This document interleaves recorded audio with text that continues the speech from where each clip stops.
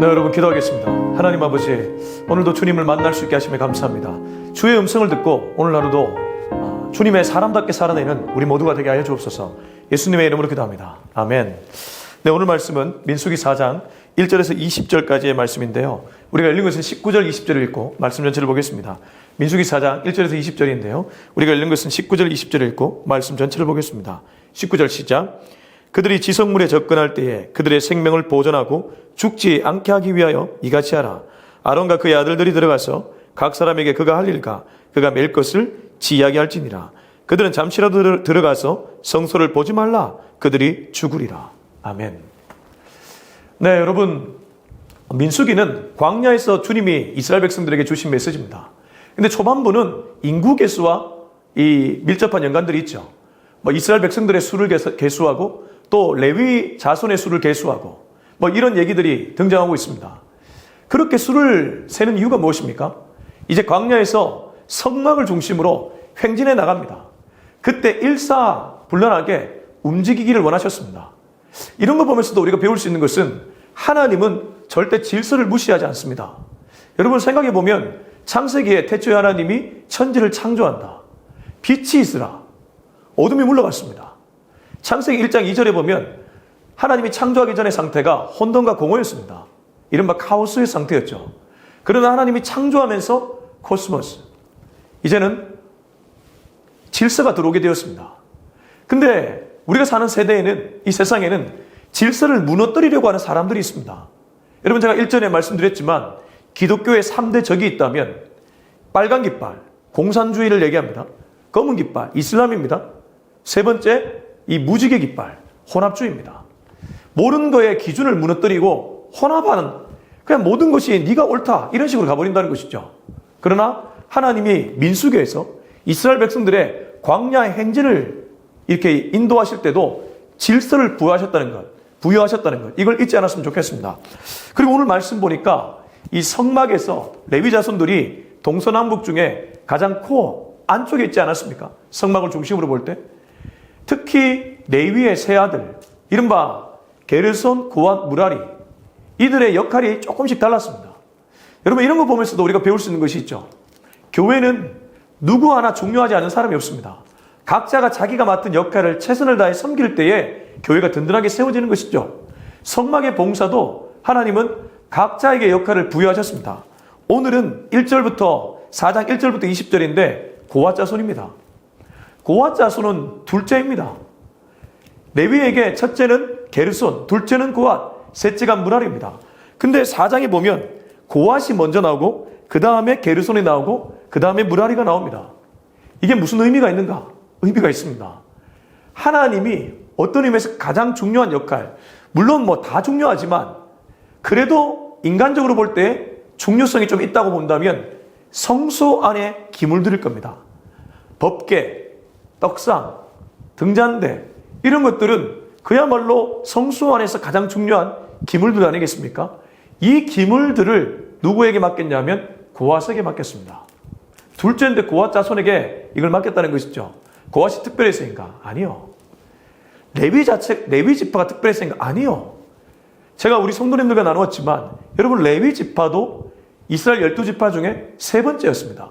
그러나 하나님은 영적으로 그들을 장자 삼으셨습니다. 그들이 잘해서? 아니요. 하나님의 주권입니다. 고앗 자손이 성소에서 가장 중요한 기물을 맡았다고 할지라도 그들이 잘나서가 아니라 하나님이 주권적으로 그 역할을 맡긴 것이죠. 그러나 남들 보기에는 특권으로 보일지도 모릅니다. 그러나 특권을 부여했다는 것은 거꾸로 책임을 요구하는 것과 같죠. 이 시대에 교회가 좀 커진다면 그 교회가 잘나서가 아니라 하나님이 그만한 책임을 주신다는 것이죠. 자, 말씀 보겠습니다. 우리 1절부터 3절입니다. 시작. 또 여호와께서 모세와 아론에게 말씀하여 이르시되 레위 자손 중에서 고앗 자손을 그들의 종족과 조상의 가문에 따라 집게 할지니 곧 30세 이상으로 50세까지 해막에 일을 하기 위하여 그 역사에 참가할 만한 모든 자를 계수하라. 제 눈에 들어온 것은 3절입니다. 이 고앗 자손 중에 이 고앗 자손도 이제 가문에 따라 집계가 들어가는데 근데 요 봉사를 하는 사람들의 나이대를 보십시오. 30세 이상으로 50세까지. 여러분 이 당시는 우리처럼 100세 시대가 아닙니다. 아마도 60쯤 되면 다들 하늘로 갔을지 모릅니다. 그러면 이 30세에서 50세는 어떤 나이입니까? 중년입니다. 사람의 이 워크 라이프에서 우리가 일하는 이 삶의 터전에서 가장 중요한 일꾼들의 나이대가 30에서 50까지 아닙니까? 그러니까 허리 아닙니까? 이 나라의 경제에서도 허리 아닙니까? 삶의 인생에서도 굉장히 중요한 전성기 아닙니까? 왜 하필 이 나이대를 하나님이 봉사의 나이대로 삼았냐 이 말입니다. 근데 이거는 고아 자손만이 아니라 뒤에 게르손과 무라리도 마찬가지입니다. 가장 중요한 시간대를 하나님께 올려드리고 그리고 하나님의 일을 함에 있어서 성숙한 사람들을 통해 하라는 것입니다. 성막에서 가장 중요한 기문을 만졌던 고아 자손들, 성숙한 사람들이 그 역할을 해야 된다는 것이죠. 여러분, 저는 교회에서 가장 중요한 위치에 있는 사람입니다. 제가 출중해서가 아니라 말씀을 전하는 사람이고 교회를 인도해 나가는 사람이기도 합니다. 주님이 앞장서서 인도하지만 그래도 인간으로 보자면 그 교회를 대표하는 목사 너무나 중요한 위치에 있지 않습니까? 리더십들 너무나 중요하지 않습니까? 그런 사람들은 더 성숙해야 된다는 것입니다. 이거 너무나 맞는 말이죠. 우리 안에는 알게 모르게 어릴 때부터 지금의 나이에 이르기까지 자기도 모르게 생긴 내면의 상처들이 있습니다. 그 상처가 극복되지 않고 리더십에 올라가 버리면 나중에 어떤 사건이 터졌을 때에 자기도 모르는 사이에 그 상처가 튀어나옵니다. 근데 문제는 그 상처가 자기만 죽이는 것이 아니라 공동체에 전염시켜버립니다. 전이시켜버립니다. 그러면 그 한 명의 죽음으로 끝나지 않고 적게는 소그룹, 많게는 전체 공동체가 죽어버리는 경우도 있다는 것이죠. 여러분, 교회가 싸움이 일어나는 것을 우리가 종종 목격하지 않습니까? 아무튼 하나님은 가장 중요한 이 성수의 기물을 고아자손에게 맡기되 30에서 50세 이상, 이하, 이 30에서 50세 요 사이에 있는 사람들에게 맡겼다는 것, 주목할 필요가 있다는 것이죠. 계속 말씀 보겠습니다. 우리 4절부터 14절입니다. 시작. 고아자손이 해막 안에 지성물에 대하여 할 일은 이러하니라.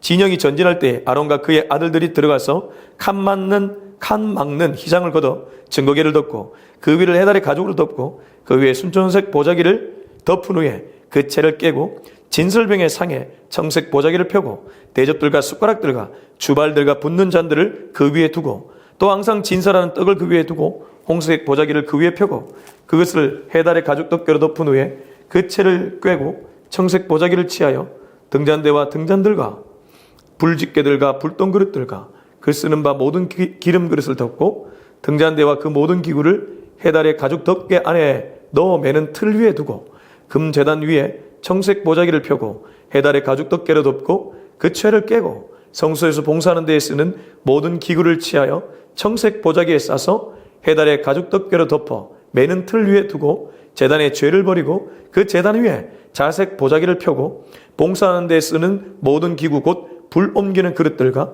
고기 갈고리들과 부삿들과 대야들과 제단의 모든 기구를 두고 해달의 가죽 덮개를 그 위에 덮고 그 채를 깰 것이며. 구체적인 일의 모양새가 나옵니다.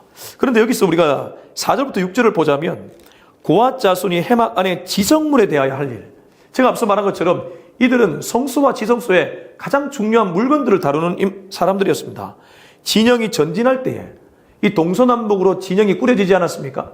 이게 이제 주님이 구름과 불기둥으로 사인을 주고 전진할 때에 아론과 그의 아들들 칸 막는 휘장을 걷어 증거기를 덮으라는 것입니다. 그 휘장 있지 않습니까? 그 휘장을 걷어서 증거계, 덮개를, 그 법궤를 덮으라는 것입니다. 법궤를 보호해야 된다는 것이죠.